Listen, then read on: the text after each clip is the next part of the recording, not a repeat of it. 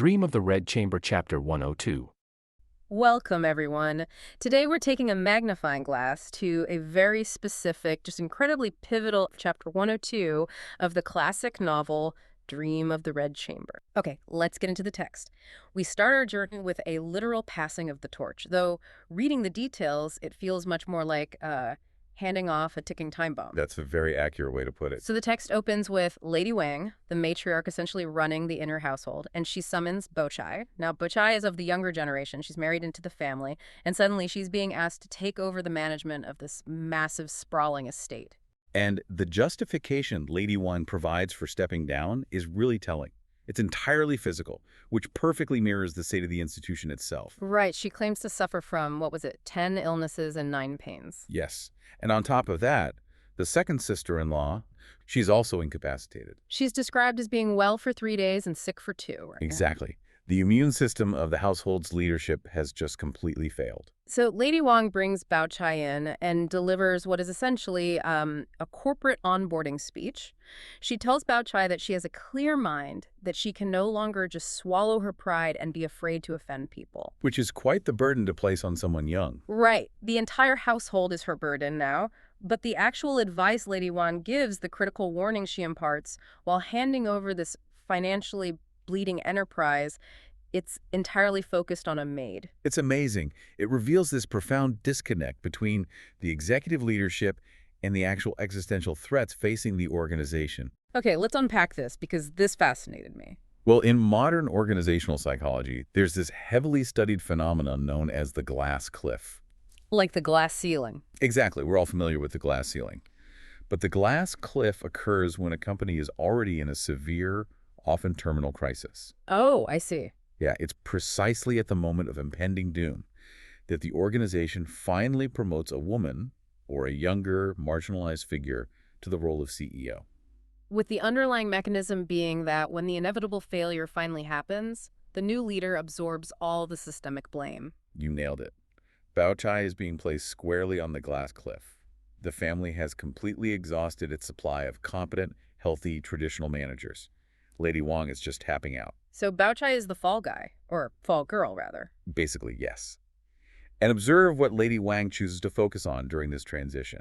I mean, the estate's agricultural yields are failing, daily expenditures drastically exceed income, the infrastructure is crumbling. Lady Wang does not discuss the balance sheet. Not at all. It's like a CEO being brought in to manage a company that's quietly bankrupt, and the outgoing boss pulls her aside to warn her about office gossip. That's a perfect analogy. She warns Bao Chai about a new maid that was just brought in by another servant, Pinger, to replace a recently fired maid. Lady Wang explicitly states she doesn't think this new girl looks settled or trustworthy. And then she excavates this deep historical trauma within the family, reminding Bao Chai of the girls she had to fire previously because they were, quote, fox-like. Yeah, fox-like. What does she even mean by that in this context? To understand the weight of that warning, you really have to understand the specific trauma in this household. Lady Wang is referring to past purges she orchestrated, mostly involving this tragic, beautiful, and fiercely independent maid named Qingwen. Oh, right, Qingwen. Yeah. In Lady Wang's worldview, a maid who is too alluring, too sharp-tongued, or just too independent represents a catastrophic threat to the moral fabric of the household. And thereby the stability of it. Exactly. She views aesthetic compliance and pure subservience as the ultimate metrics of security. So she's basically fighting the last war. The stock is crashing, regulators are circling the building, and she's worried someone in accounting is taking unauthorized coffee breaks. It's a total collapse of perspective. The macro environment is simply too terrifying for Lady Wang to comprehend, so she hyperfixates on the micro environment. She insists that out of the entire staff of hundreds, only one maid, Siren, can be fully trusted. Which is wild. Creating a culture of intense suspicion like that establishes an incredibly fragile, paranoid foundation for Bao Chai. Bao Chai is basically inheriting a management structure defined entirely by what it fears, rather than what it actually intends to build. Wow. Okay, so as Bao Chai takes on this suffocating administrative burden, the text pivots to another key figure making an exit. Tan Chun. Yes, Tanchen. Yeah. She's widely established as one of the most capable, clear-headed, and pragmatic young women in the family. And she's leaving to be married. She's traveling far away, journeying by water and land, effectively just removing herself from the narrative of the household. It's a huge loss for the family's operational capacity. And we get this very intense farewell scene between Tanshin and Baoyu. Now, Baoyu is the emotional center of the family. He's deeply sensitive, profoundly attached to the women and girls in his life. And he is absolutely devastated by her departure. He's just weeping, unable to bear the physical separation. Right. But Tanshin's response to his grief is what's really fascinating here. She doesn't break down and cry with him. She doesn't offer, like, standard emotional comfort. No, she doesn't. The text specifically notes that she counsels him using the principles of human relations. I think it's sometimes translated as the great principles of social bonds. Yes, the Gengchang Dati. She essentially delivers a philosophical lecture on societal duty.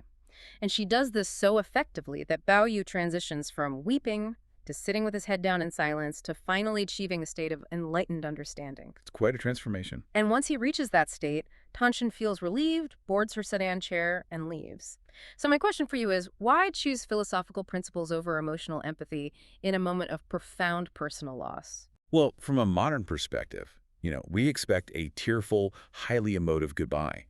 Tanshin's stoicism can appear almost cold to a modern reader. Yeah, it definitely reads a bit clinical at first glance. But in the sociocultural architecture of Qing Dynasty society, these principles of human relations, the Confucian bonds dictating that daughters must eventually marry out, that families must disperse to fulfill societal roles. These aren't merely abstract theories. Right. They're the fundamental gravity that holds civilization together.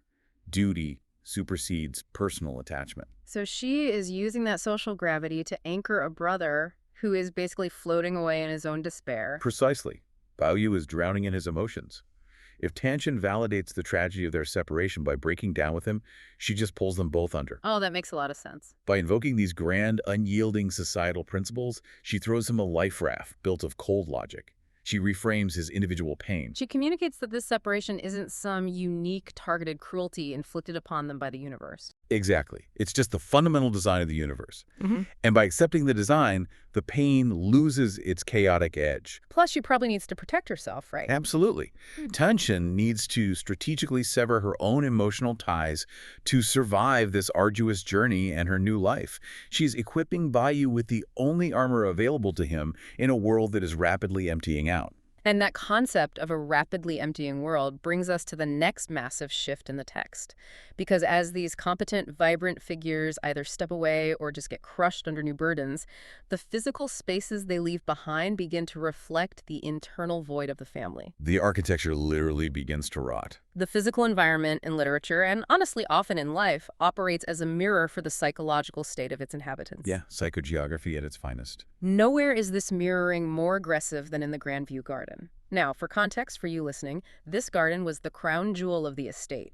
It was designed as this vibrant, poetic utopia. It was the exclusive domain of the youth, a place of poetry clubs, crab banquets, endless aesthetic refinement. But now, the text provides a chilling roll call of absence. Concubine Jia, the imperial consort for whom this sprawling garden was originally constructed, dead. Dayu, the undisputed soul of the garden's poetry, dead. Sheng Yun has moved away. Bao Qian has returned to her home. The remaining sisters and Bao Yu himself have all moved out of the garden enclosures because the population has dwindled so severely and the winter weather has turned freezing. So what remains is this massive, sprawling landscape, populated only by a few solitary night watchmen. The space has completely transitioned from an incubator of culture to a vacuum. And in psychogeography, the study of how physical environments directly influence the emotions and behaviors of individuals, a vacuum of this scale generates profound anxiety. Because nature abhors a vacuum. Exactly. It will pull things in to fill the void. And what gets pulled in triggers the first major incident. So Yushi, the wife of Jizhen from the neighboring Ning mansion, she's visiting the wrong mansion to help send Tanshin off. Right. Because the hour has grown late and she wants to, spare the servants the labor of hitching up a formal carriage, she makes a very pragmatic decision. She decides to simply walk home through a private side gate that connects the two massive mansions. Cutting directly through the heart of the Grandview Garden at night. Which seems like a terrible idea. Taking a shortcut through a space heavily laden with unresolved grief is a very fateful decision. Fateful is exactly the word. As she walks through the garden in the dark, the text delivers this visceral description of her experience. She is struck by a profound sense of loss. The pavilions, the terraces, the architectural bones of the space are still standing, but they're utterly desolate. Yeah, the beautifully manicured aesthetic borders along the parapets, they've been completely overgrown. They're reverting into wild, unkempt vegetable plots. The cognitive dissonance between her memory of the garden at its peak and the stark reality of its current decay, it just hits her like a physical blow. She returns to her mansion, and almost immediately she falls severely ill. Her temperature spikes, she's bedridden, and by nightfall, she's in a state of total delirium, just speaking endless, rambling nonsense. Yorkshire's confronting the mortality of her entire family lineage through the landscape. She isn't just looking at overgrown weeds, she's witnessing the visual representation of the family's complete loss of control. The wilderness is actively reclaiming their civilization. Exactly. And the psychological weight of that realization is simply too heavy for her conscious mind to process, so it manifests somatically. The psychological trauma actually attacks her biological system. The family's immediate reaction is to call a doctor. Now, this sequence is vital because it establishes the baseline of reality before the hysteria totally takes over. Yes, the medical intervention is a key moment. The doctor arrives, examines her, and delivers a highly specific diagnosis grounded entirely in traditional Chinese medicine. He determines that the illness began as a severe cold. Which perfectly aligns with reality. I mean, you have a wealthy woman accustomed to indoor heating, walking outside through a freezing, neglected garden at night. Right. But he goes further. He states that the cold pathogen has tangled its way into her meridians, specifically penetrating the stomach meridian of foot Yangming. The foot Yangming meridian, yes. The doctor explicitly notes that this blockage in the Yangming meridian is the direct cause of her delirium and hallucinations. He prescribes a specific medicinal decoction to clear the severe internal heat and filth, assuring the family that once the heat is cleared, her mental state will return to normal. The doctor's diagnosis is a highly rational, systematized medical explanation within the established framework of traditional Chinese medicine. So it's not mumbo-jumbo. Not at all. In TCM theory, the Yangming meridian is heavily associated with the stomach and the large intestine. When a pathogenic factor like extreme cold turns into internal heat and enters the Yangming stage, it generates a massive inflammatory response. Oh, wow. Okay. And the hallmark symptoms of a Yangming stage illness are severe fever, profuse sweating, and crucially, intense mental restlessness and delirium.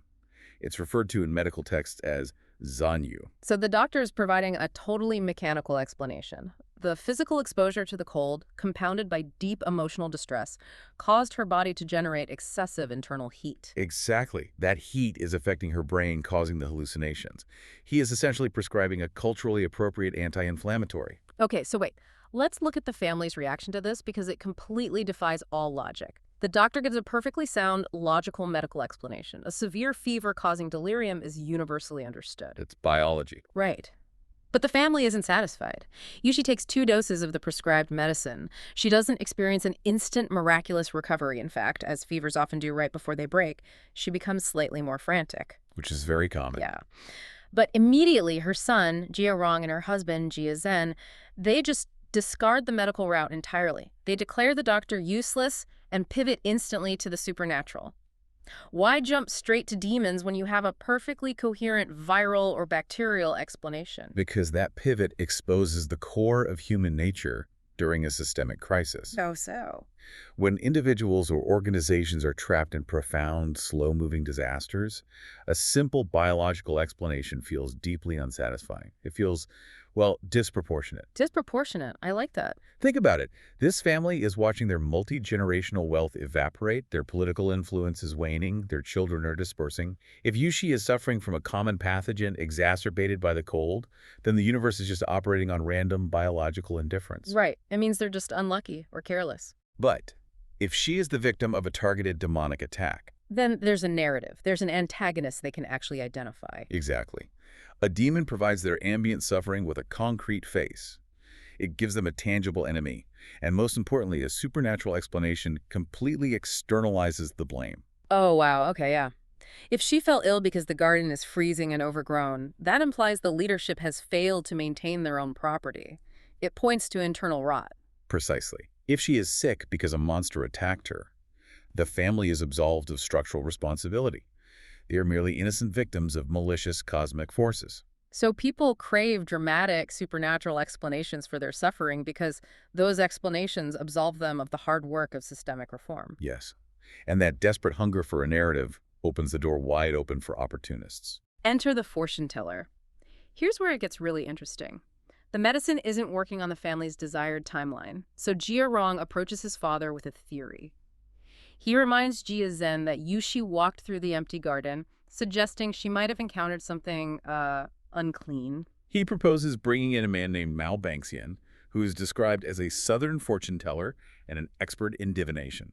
Mao Bangxian represents the external validation of their internal panic. Absolutely. The scene where Mao Bangxian arrives is just a masterclass in psychological manipulation. He sits in the study, drinks his tea, and then initiates this elaborate performance. He begins with a coin divination.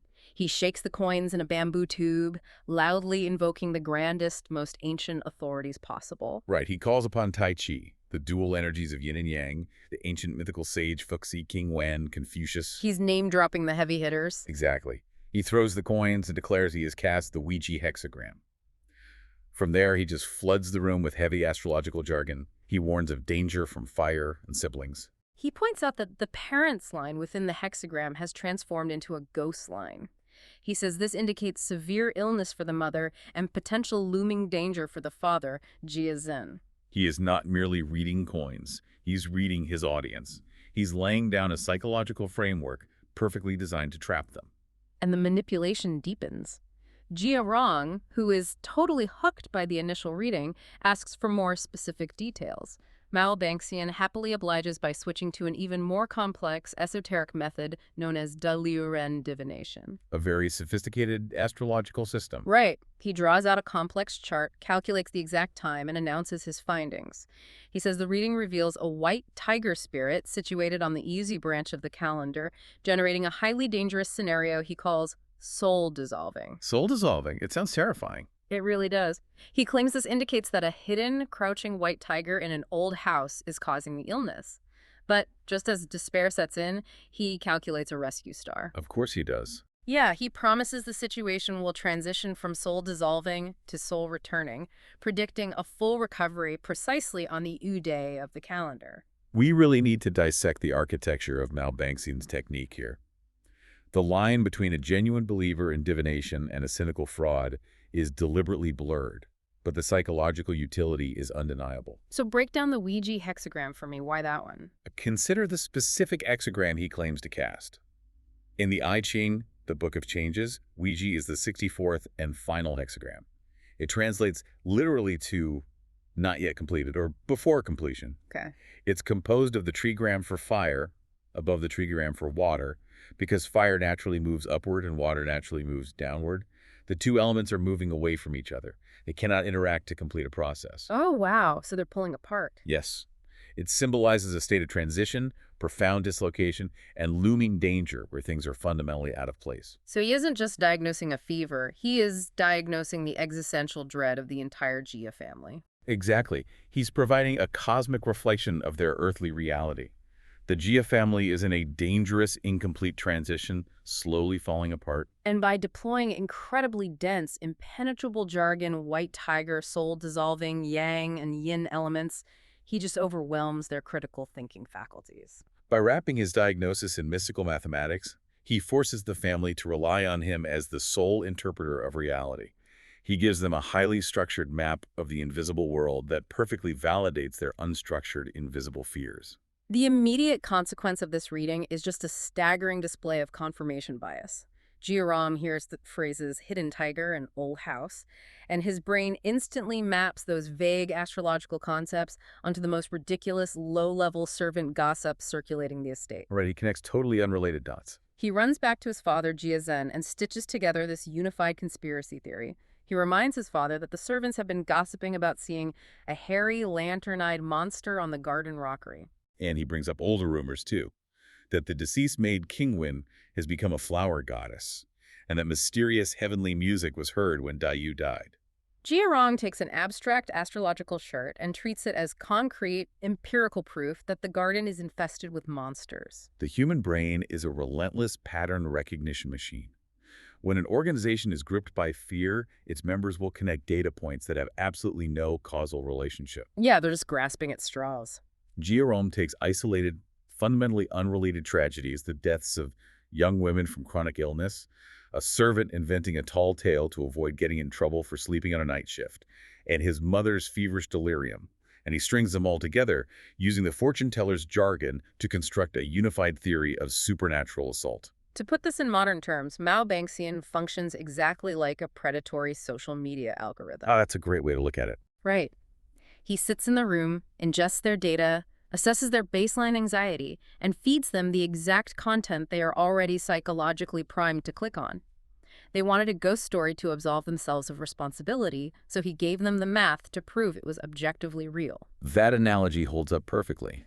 He is optimizing their fear for his own relevance. But the resolution of this divination episode is what actually seals the family's fate. Because the family is terrified by the white tiger diagnosis. So what is their actionable response? Do they hire better doctors? Do they increase the medical dosage? Well, No. Zheng orders the servants to take stacks of paper money into the freezing garden and burn it as a sacrificial offering to appease the spirits. and here's the twist that ruins everything. It appears to work. Yeah. The text notes that on that very night, Yushi breaks into a massive heavy sweat. Her fever finally breaks, and she gradually begins to recover, perfectly aligning with the zoo day that Mao Banxian predicted. So did the paper money cure the infection?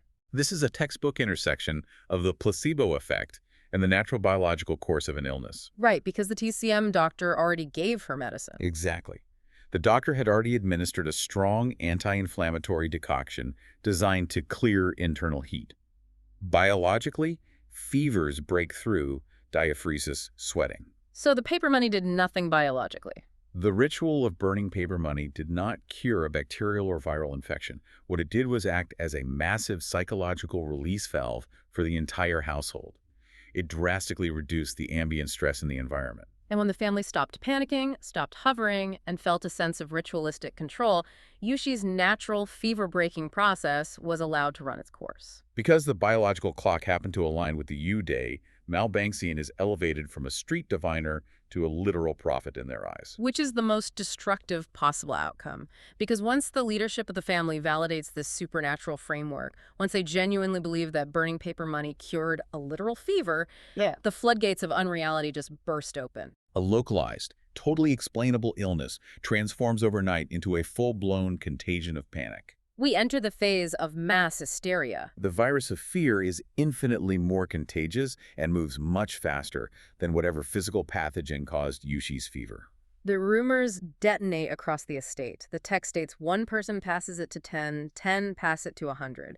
Everyone in both mansions is talking about the monsters inhabiting the Grandview Garden. And there's an immediate, tangible consequence of this gossip. Yeah. Total infrastructural collapse. Right. The watchmen, the laborers employed to maintain the immense property, they simply stop working. They refuse to prune the flowers, water the ancient trees, or tend to the remaining vegetable plots. At night, the garden becomes a no-go zone. Eventually, the paranoia reaches such a fever pitch that even in broad daylight, the servants refuse to walk alone. They move only in large groups, actively carrying weapons. We're observing the total breakdown of the social contract and order within the micro-society of the estate. And then, the leadership falls to the contagion. Jia Zhen, the head of the Ning Mansion, falls ill. Given the environment, what is his protocol? He outright refuses to see a physician. Instead, he retreats to the garden to burn more paper money and make wishes.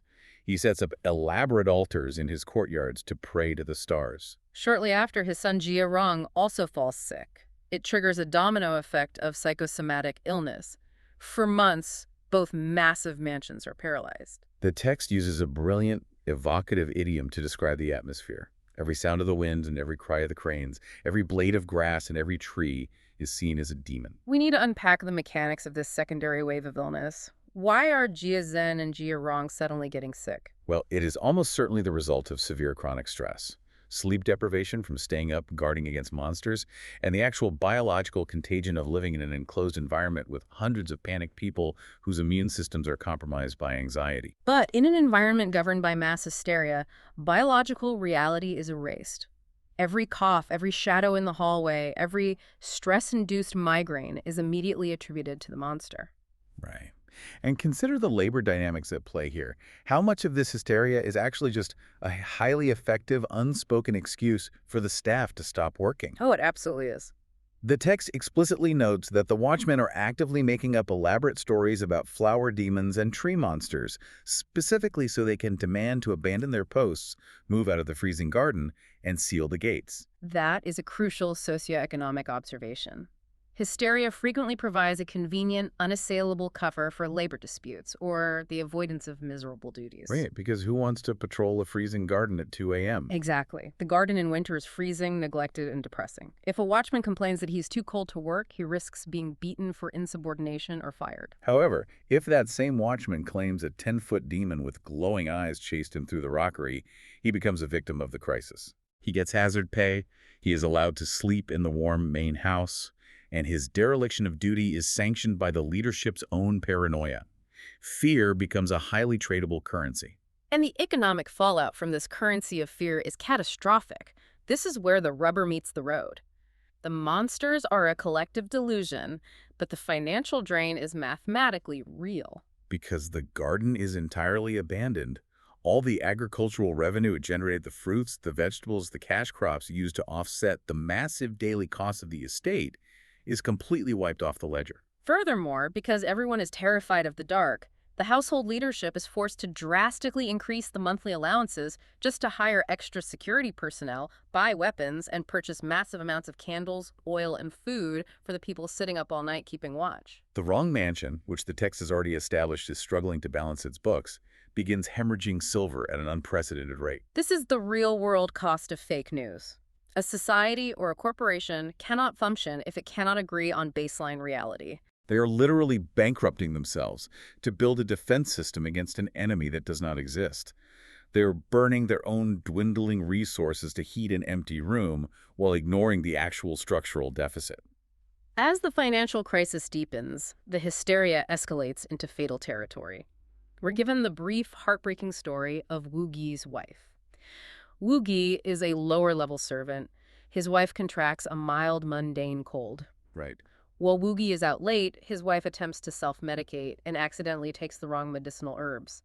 When Wu Gi returns home, he finds his wife dead on her bed. It's a completely mundane, tragic medical accident caused by mixing the wrong roots. But because the entire estate is marinating in a toxic atmosphere of supernatural terror, the neighbors do not look at the situation rationally. They don't conclude she overdosed on the wrong prescription. No. They immediately declare that a monster climbed over the courtyard wall and sucked her life force out. It represents the ultimate totalizing power of the narrative. A totally explainable medical error is instantly co-opted and absorbed into the monster mythos. The hysteria functions like a black hole. It consumes every random event, every human error, every misfortune, and bends it to fit the parameters of the conspiracy. The tragic irony is just blinding. The most dangerous entity inside the Jia estate isn't a demon lurking in the shadows. It's simply terrible medical literacy. The woman died because she didn't know how to properly read or dose her prescription, not because a goblin ate her soul. The truth is boring, sad, and speaks to systemic educational neglect. The monster story is thrilling, and more importantly, it continuously validates their collective panic. And the reaction from the highest levels of authority only accelerates the chaos. The grandmother, the ultimate matriarch, panics upon hearing the rumors. She deploys a small army of guards to physically surround Bayu's room because he is paralyzed by terror. The younger maids are running through the halls screaming that they are seeing red-faced monsters and beautiful demon women peering through the windows. The estate descends into absolute anarchy. But in the midst of this screaming, chaotic unreality, we do get a brief, striking glimmer of actual leadership. Yes. Bao Chai, the young woman who was handed the keys to this sinking ship back in Section 1, she steps up. She does not order the burning of paper money. She does not pray to the stars. The text emphasizes her pragmatism. When she overhears the maids spreading these ridiculous, escalating rumors, she threatens to beat them. She establishes a hard physical boundary. And quite tellingly, the rumors immediately quiet down in her specific vicinity. The contrast between Bao Yu's paralyzing, indulgent fear and Bao Chai's grounded disciplinary approach is really striking. Bao Yu allows the emotion to dictate reality. Bao Chai manages the reality to control the emotion. She understands intrinsically that the cure for mass hysteria isn't more magic or more validation, it is strict, unyielding boundaries. Right. She recognizes that the maids are feeding off each other's escalating energy. By threatening a very real, immediate physical consequence, a beating, she snaps their nervous systems out of the supernatural delusion. The threat of a real-world consequence easily overrides the fear of an imaginary monster. But Bachai is just one individual operating in a single courtyard. She does not have the institutional power to hold back the tide of an entire estate determined to lose its mind. The panic has rooted itself too deeply in the leadership. The family decides that a supernatural problem requires a massive supernatural solution. And this logic brings us to one of the most absurd, highly theatrical, and honestly darkly comical set pieces in the entire novel. The staging of the grand exorcism. Yes. Jia Shi, the elder uncle of the family who previously prided himself on being a skeptic who didn't believe in ghosts, decides he must investigate the garden himself. He picks a bright, sunny day, gathers a massive entourage of heavily armed servants, and marches into the Grand View Garden. Even in broad daylight, everyone is terrified. The text notes the yin energy is oppressive, which is essentially an 18th century way of saying the vibes are absolutely terrible. The vibes were definitely off. Suddenly, as they are walking, there is a loud rucking sound. A colorful wild pheasant bursts out of the brush. A young servant in the entourage gets so violently startled that his legs just give out. He collapses to the ground and begins screaming that he just saw a monster with a yellow face, a bright red beard, wearing green and blue clothes, scrambling into a cave. We must pause on the mechanics of this servant's hallucination because the author is demonstrating brilliant psychological insight here. Fear physically and chemically alters perception. Exactly. The servant's brain is flooded with cortisol and adrenaline. He has walked into the garden absolutely certain he will encounter a monster. Therefore, when a brightly colored pheasant, a large bird with brilliant red, green, and blue plumage, bursts from the bushes, his visual cortex misinterprets the raw data. In a split second of sheer panic, the bird's feathers are reconstructed by his terrified mind into a detailed, humanoid demon wearing colorful clothes and sporting a red beard. And Jia Shi, the supposed skeptic, completely loses his nerve. He is terrified by the scream, asks the other armed servants if they saw the monster, and the servants, desperate to save face and agree with their master, claim they saw it too. Of course they do. Jia Shi flees the garden in a panic and immediately orders the mobilization of a grand exorcism. He doesn't hire one priest. He hires 49 Taoist priests. The scale of 49 priests is highly intentional. The institutional response must be massive and overwhelming to successfully counter the massive, overwhelming anxiety of the estate. The exorcism is an absolute circus of sensory overload. They construct gigantic, towering altars in the main hall of the garden. They bring in statues of the 3 pure ones, the 28 mansions of the zodiac, and the 36 heavenly generals. There are clouds of incense, mountains of flowers, blazing candles, clanging bells, booming drums, and massive 5-colored flags flapping in the wind. The priests themselves are wearing elaborate 7-star crowns and 9 palace 8 trichogram robes. They wield heavy swords and crack peachwood whips. They spend an entire day merely chanting to cleanse the altar space, and then they issue a literal written summons, essentially a bureaucratic arrest warrant, ordering the local gods to arrive and assist them in apprehending the demons. To understand why this works, we have to deconstruct the exorcism not as magic, but as highly orchestrated performance art and systemic therapy. The elaborate props, the deafening chanting, the intricate costumes, they are all specifically engineered to overwhelm the senses. Right. When a community's collective mind is trapped in a closed loop of invisible, creeping anxiety, you must introduce a sensory overload of visible, structured power to break the cycle. Notice the specific deities invoked. The 28 mansions and the 36 heavenly generals. These are not chaotic nature spirits.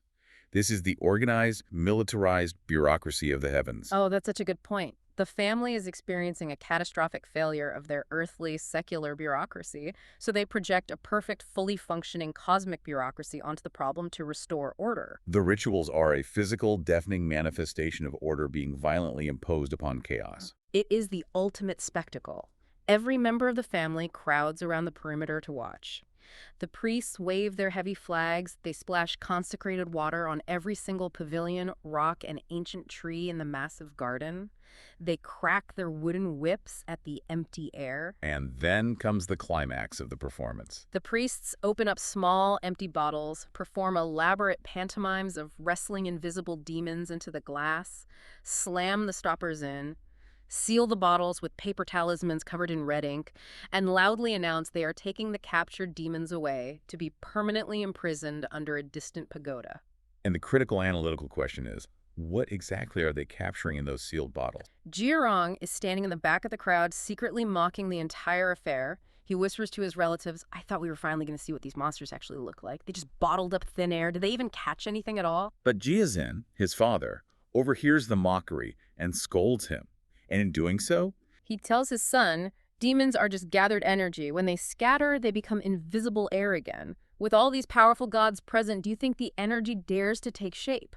The priests have gathered up this demonic energy so it can no longer cause trouble. That is the true nature of their magic." that statement is staggering in its accuracy. Zheng, perhaps unwittingly, is perfectly diagnosing the root cause of the estate's collapse. The energy haunting the garden isn't supernatural. It is the dense collective anxiety, the unspoken guilt, the terror of the estate's inevitable economic and structural decline. Zheng realizes, on a fundamental level, that the exorcism is essentially a massive, exorbitantly expensive group therapy session, official permission structure to stop being afraid. Oh, like giving them an out. Yes, the highest authority figures available, the imported priests, have publicly, loudly, and officially declared the physical space safe. The ambient anxiety has been physically symbolized, bottled, and removed from the premises. The watchmen and servants can now return to their posts without losing face or admitting they were terrified of the dark because the demon has been officially evicted by the state. It's brilliant, really. It is the exact same mechanism as calling IT support because your computer is running slowly. The IT technician knows you simply have 45 browser tabs open and haven't restarted your machine in a month. Right.